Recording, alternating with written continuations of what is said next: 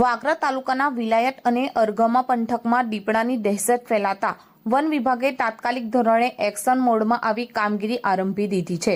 Social media પર દીપડાની લતાડનો video સામે આવતા જ વાગરા રેન્જ ફોરેસ્ટ ઓફિસર વી ચાણર અને તેમની ટીમે ઘટના સ્થળ પર દોડી જઈને સઘન તપાસ હાથ ધરી હતી।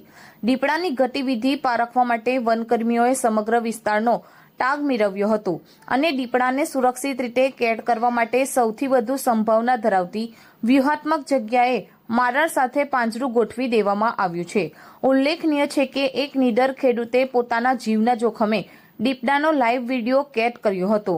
આ વિડીયોમાં વન્ય પ્રાણી બેખૌફ બનીને વિચરણ કરતું નજરે પડતા ગ્રામજનોમાં ફફડાટ વ્યાપી ગયો હતો।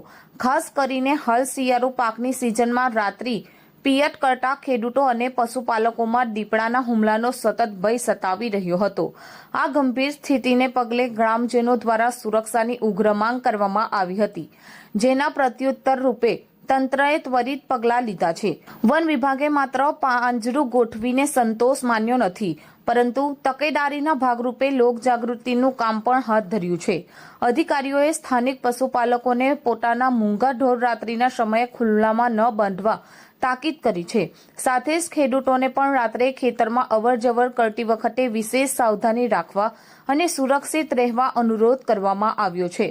વન વિભાગની ત્વરિત કામગીરીને પગલે ગ્રામજનોએ આંશિક રાહત અનુભવી છે અને દીપડો સત્વરે પાંજરે પૂરાય તેવી આશા સેવી રહ્યા છે। વી ચારણ, રેન્જ ફોરેસ્ટ ઓફિસર વાગરા।